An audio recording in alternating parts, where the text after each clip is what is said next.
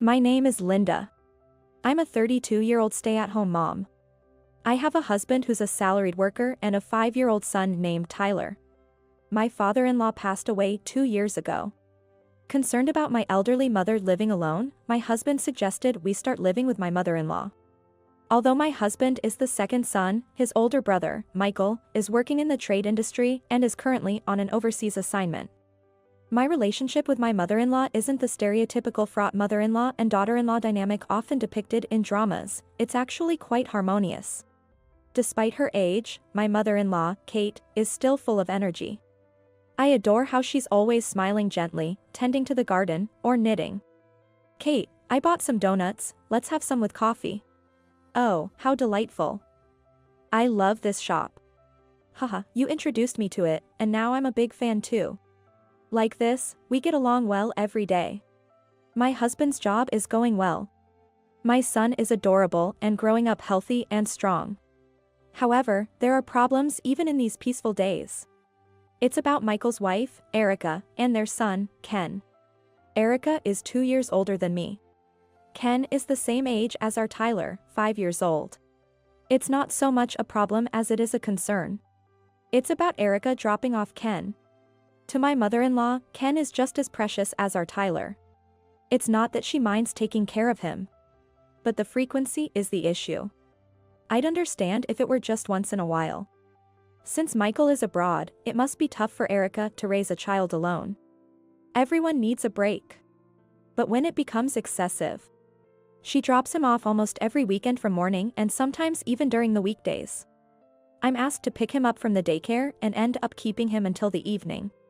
This problem arose because our houses are too close. We too would like to go out on weekends. It's fine to take Ken along for small outings, but it's not feasible for vacations. Just when our son has grown enough to travel, we still haven't gone anywhere.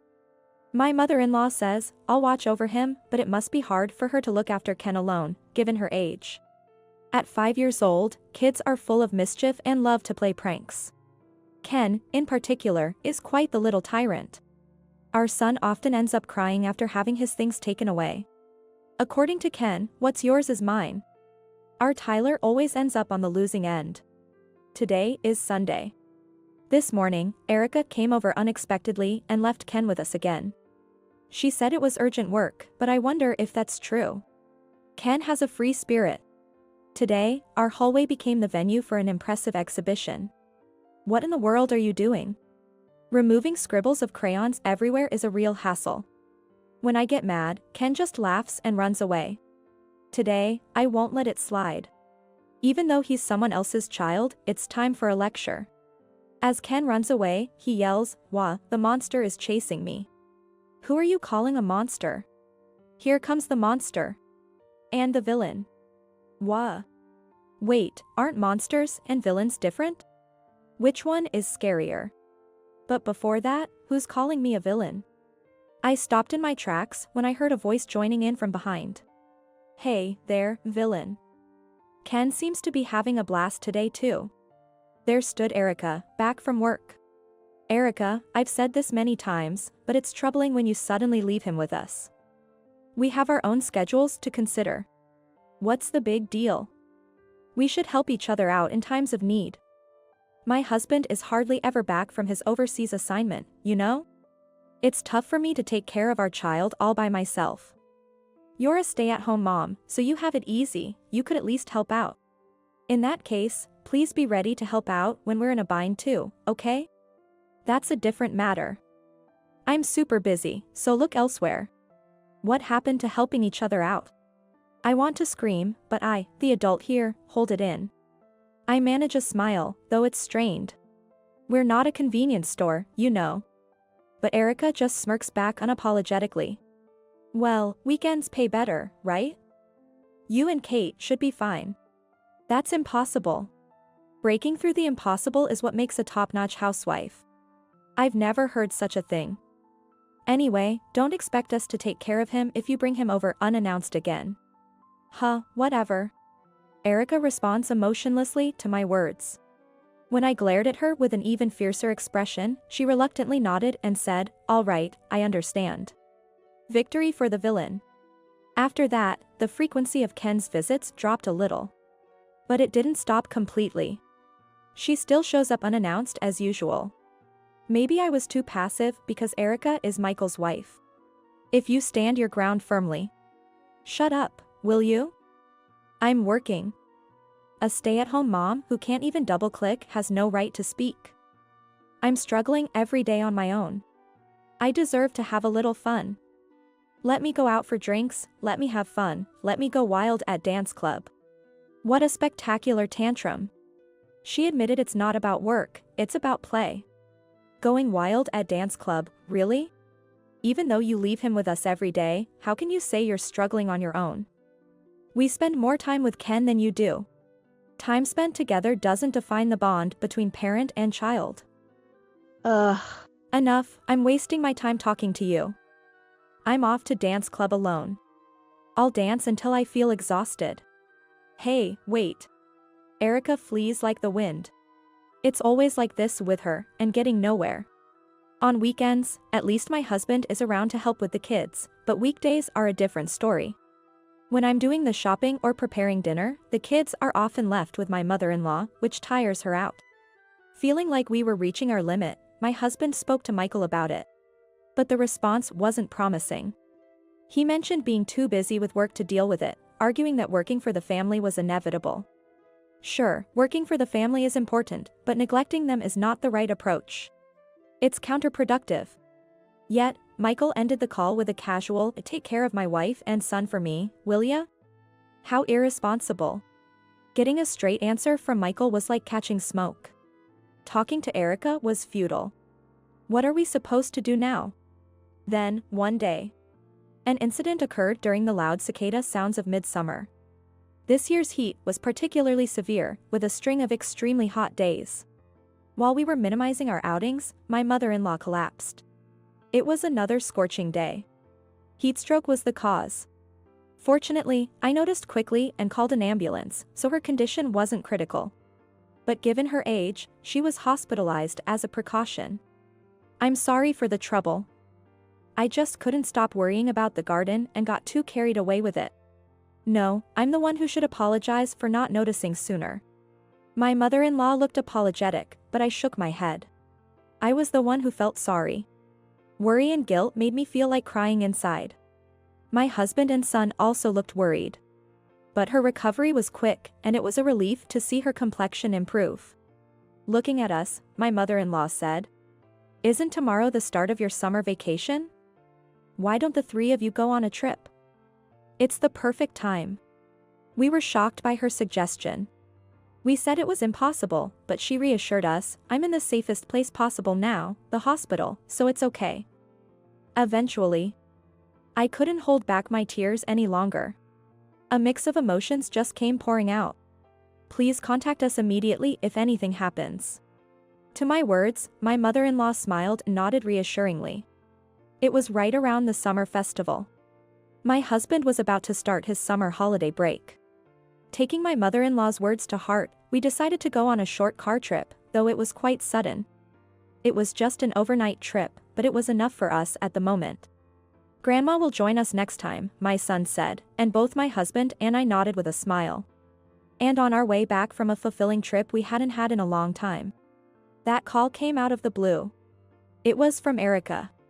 "Hello? Ah, hey, there. What are you doing? I've been calling you so many times. I'm sorry, I didn't notice. Is something wrong?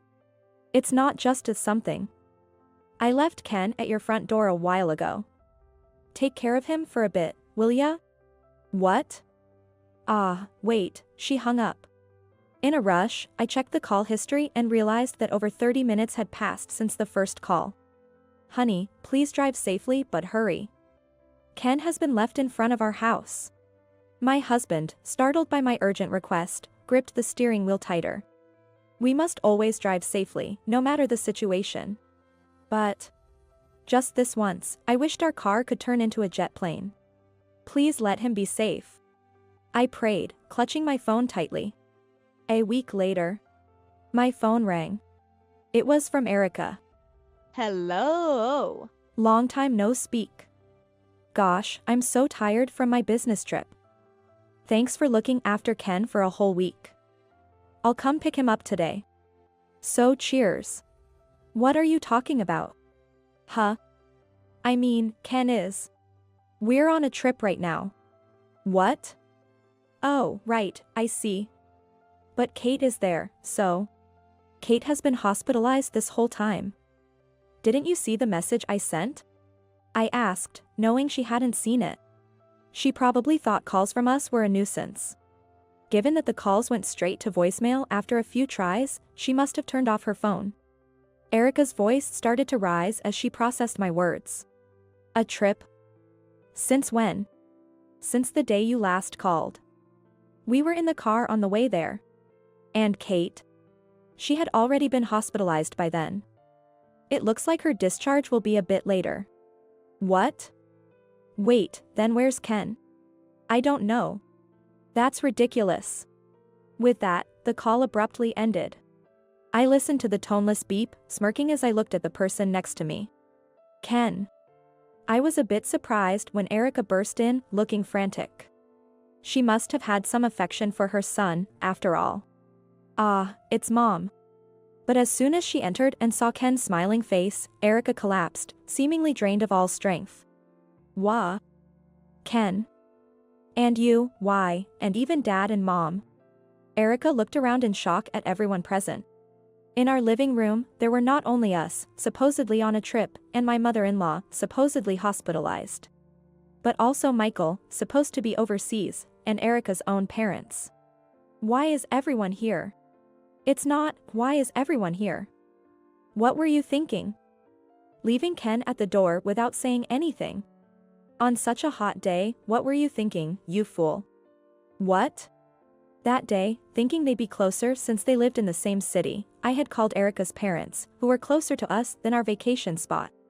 Rushing over, Erica's parents found Ken crying in the shade. That day was hot, too. Just to be safe, Ken was checked at the hospital, but fortunately, he was fine and had spent the week at Erica's parents' house.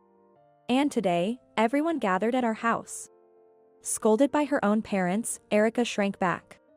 I clapped my hands sharply, and Erica looked at me, startled. Okay, then. Let's begin the discussion to address Erica's actions. A discussion? Yes, that's right. Now, please look at this. I said and turned on the computer monitor. The monitor displayed a calendar marked with red circles on certain dates. These red circles represent the days you left Ken at our house. This many. What have you been doing? I thought you were working hard, but you weren't at all. Well, that's. Erica's parents were taken aback. Ignoring Erica, who was mumbling something indecipherable, I continued speaking. The important part is here. I moved the mouse pointer to a specific date. From around this time, the frequency of leaving Ken with us increased dramatically, including on weekdays. That's because work got busier. It was Michael, who had returned from abroad, who objected. You should have been able to live comfortably on the money I send alone. Why did you need to take on so much work? Was there really a need for so many part-time shifts just for a change of pace? I wanted to buy things for Ken. I haven't gotten anything. Ken. Erica cried out in dismay at Ken's words, but no, please keep your mouth shut. I thought it was strange, so I did a little digging. And I found out quite a bit. I looked around at everyone and continued. Right around the time the frequency of leaving Ken increased, you quit your job. What? Everyone except me and the kids expressed surprise. That's confirmed with your former employer, so there's no mistake. I called thinking, wow. What kind of part-time job involves business trips, only to hear, huh? She quit ages ago. I was shocked. That must be some mistake. No mistake. So, the question is, what were you doing then?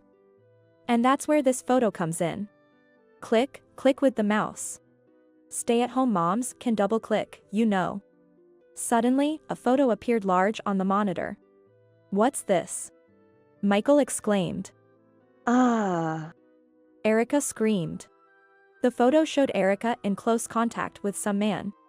Then, more photos slid by. holding hands, entering a hotel. A stunning collection of photos proving her affairs. It was a good decision to hire a detective before the incident of Ken being left behind. The results came back in just a few days. They were so efficient. The detective said the investigation was easy, probably because their public displays of affection were too conspicuous.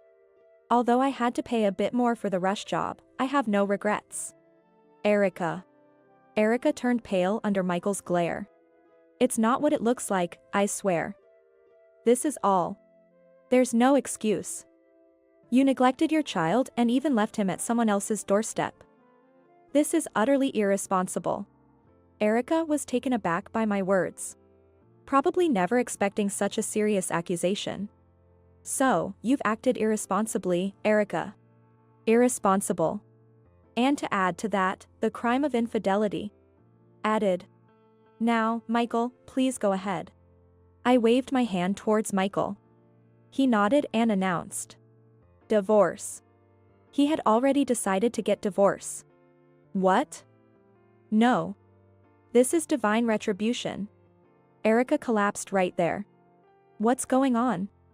Before the photos were shown, the children were sent to another room. But hearing Erica's scream, Ken came back. Erica looked at Ken approaching. Her face a mess with tears and snot. Ken seemed a bit taken aback. Ken, you need mommy, right? You'd be lonely without me, right? Ken appeared to contemplate Erica's words. But it was only for a moment. He quickly smiled and said, I don't need mommy.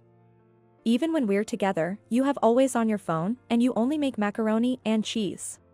Well, kids are honest. And they are innocent, too. Erica was face down on the floor, devastated by the honest yet innocent words from her child. Afterward, my mother-in-law pretended not to know anything. I gave Michael a thorough talking to for his part in this. Michael was full of apologies, showing deep remorse. Erica was whining and reluctant, but her parents took her back to their home. A few months later, the divorce was finalized smoothly. Of course, Michael got custody. Erica was asked to leave her parents' house and is reportedly living modestly. I heard that from her parents. Incidentally, Erica's affair partner vanished the moment Michael filed for compensation. As for Ken, he is being lovingly raised by Erica's parents. But since they're not too far away, he still comes to visit us from time to time. Today is one of those sometimes. Look, Ken, today we have Grandma's meat and potatoes. Wow. Yay! I love it. Is that so? Eat a lot and grow big. Yeah. I'm gonna grow up and join the hero squad. What about you, Tyler? What do you want to be? I want to be the hero, too. Michael is negotiating with the head office in America to expedite his return. It seems his salary will be reduced, but he says nothing is more important than his child and is doing his best. It won't be long before Ken can live with his dad. Alright, from me, it's hamburgers. Yay! I love mommy's hamburgers. Hey, Tyler, not mommy, remember? Oh, right, that's true, Ken. What was it again? That's it. Auntie's the best, like seriously divine. A goddess, right? I nod emphatically at those words. Linda, you know.